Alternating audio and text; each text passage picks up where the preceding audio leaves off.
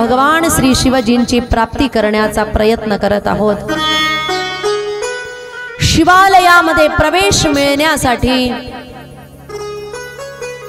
ज्या आवश्यक गोष्टी असतात त्या ग्रहण करण्याचा प्रयत्न आपण करत आहोत। शिवालयामध्ये प्रवेश करण्यासाठी कोणकोणत्या गोष्टी आवश्यक असतात?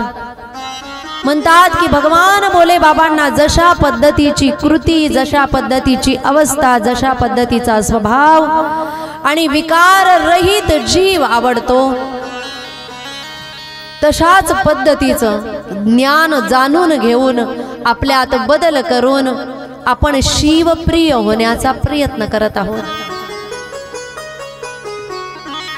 शिवालयामध्ये प्रवेश करण्यासाठी आपली ही तयारी चालू आहे। शिवालयामध्ये प्रवेश केव्हा मिळेल? जेव्हा वैर विकार नाहीसे होतील, घेण्यापेक्षा देण्यामध्ये आपल्याला अति आनंद वाटेल, जगताचं कल्याण व्हावं ही इच्छा जेव्हा आपल्या अंतःकरणामध्ये उत्पन्न होईल, दुसऱ्यांचं चांगलं झाल्यानंतर जेव्हा आपल्याला आनंद वाटेल, घेण्यापेक्षा देण्यात जेव्हा आपल्याला सुख वाटेल, आनंद वाटेल, तेव्हा शिवालयामध्ये आपल्याला प्रवेश मिळेल। शिवालयामध्ये जे भगवान श्री शिवजी राहत आहेत यांचा परिवार कसा आहे? लक्षपूर्वक ऐका। भगवान श्री शिवजींचा परिवार कसा आहे? भगवान श्री शिवजींच्या गळ्यामध्ये नाग आहे, परंतु श्री शिवजींच्या गळ्यामधल्या नागाला कार्तिकेयाच्या मोराची अजिबात भीती नाही। गणेशजींच्या उंदराला महादेवाच्या सर्पाची भीती नाही। भगवान महादेवाच्या नंदेश्वराला देवी भगवतीच्या वाघाची भीती नाही। कार्तिकेयाच्या मोराला सुद्धा देवी भगवतीच्या वाघाची भीती नाही। म्हणजे एकामेकापासून ज्यांचं वैर आहे असे सर्व जे आहेत ते शिवालयामध्ये निवास करतायत, राहत आहेत। त्यांच्यामध्ये कोणत्याही प्रकारचं वैर नाही, विकार नाही। जेव्हा अशा पद्धतीची मानसिकता आपली निर्माण होईल, कुणीही आपल्याला वैरी वाटणार नाही, तेव्हा आपल्याला शिवालयामध्ये प्रवेश मिळेल। प्रत्येकामध्ये तो भगवान परमात्मा आहे, ज्याचं मन दुखवायचं आहे, ज्याचं वाईट करायला जाणार त्याच्याही मध्ये जेव्हा आपल्याला राम दिसतील, देव दिसतील, सिया राम मय सब जग जान करहु प्रणाम जोरी जुग पानी।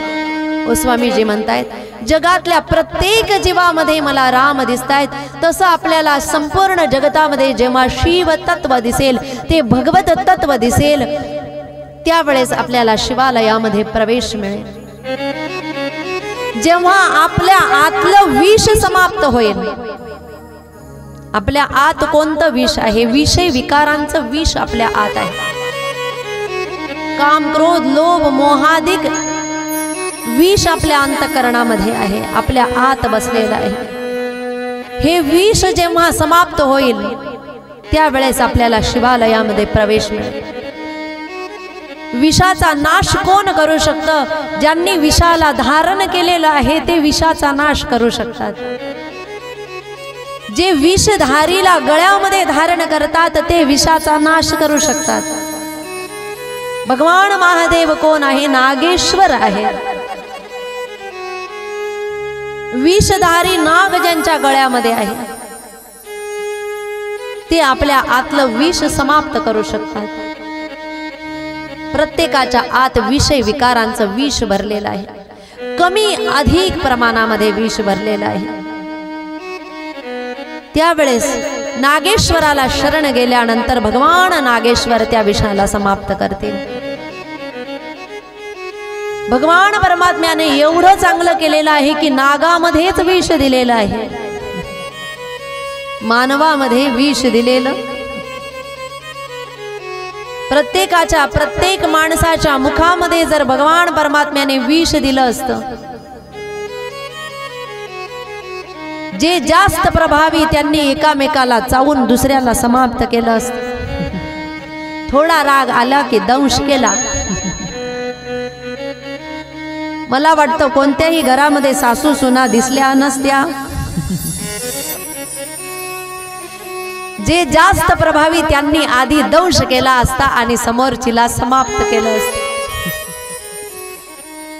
जे जास्त प्रभावी त्यांनी. एवढं बरं आहे की भगवान परमात्म्याने मानवाच्या मुखामध्ये विष दिलेलं नाही.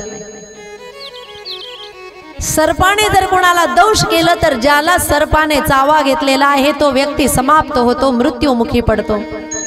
पण माणसामध्ये अशा पद्धतीचं विष आहे की ज्या विषामुळे माणसाची स्वतःचीच अधोगती होते.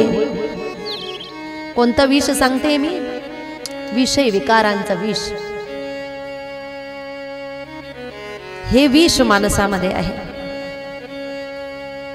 की ज्या विषामुळे मनुष्याची स्वतःची अधोगती होते. आणि जर सर्पातलं विष माणसामध्ये असलं असतं तर माणसं एकामेकाला घाबरले असते, एकामेकापासून लांब राहिले असते. म्हणजे नेमकी जास्त विषारी कोण आहे? सर्प जास्त विषारी आहे की माणूस जास्त विषारी आहे? माणूस जास्त विषारी आहे. सर्पापेक्षाही जास्त विष त्याच्या अंतःकरणामध्ये आहे. आणि हे समाप्त करण्यासाठी नागेश्वराला शरण जायचं आहे. मनुष्याच्या बुद्धीमध्ये पशुबुद्धी आहे.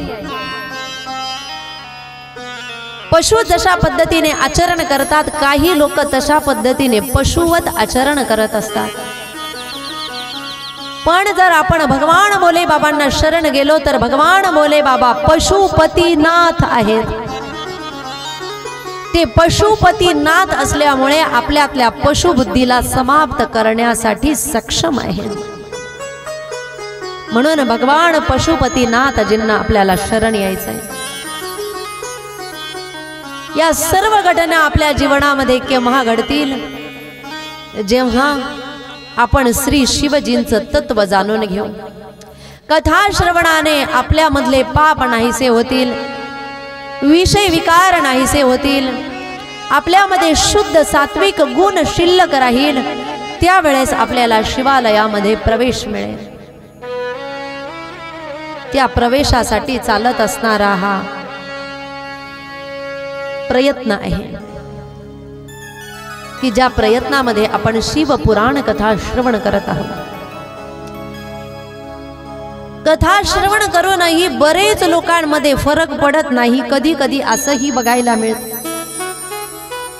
त्याचं कारण काय आहे? तो दोष कथेचा नसतो. तो दोष जो आहे तो व्यक्तीच्या संस्कारांचा असतो. कारण आपल्याकडे मन आहे, आल्याची खोड गेल्याशिवाय जात. काही स्वतःच मनामध्ये असणारे विकार एवढे घट्ट धरून ठेवतात की कितीही श्रवण केलं तरी सुद्धा सत्संगाचं अमृत ते लोक आत उतरू देत नाही. कथा संपली, उभे राहिले, कपडे झटकले की कथा झटकून इथेच कथा सोडून घरी निघून जातात. परंतु कथेचा नियम आहे, घरी गेल्यानंतर श्रवण मनन चिंतन निधिध्यासन झालं पाहिजे. श्रीमद भागवतामध्ये वर्णन आलेलं आहे की जेव्हा गोकर्णजींनी कथा सांगितली, धुंदुकारीच्या उद्धारासाठी महात्म्यामध्ये कथा आलेली आहे. एकट्या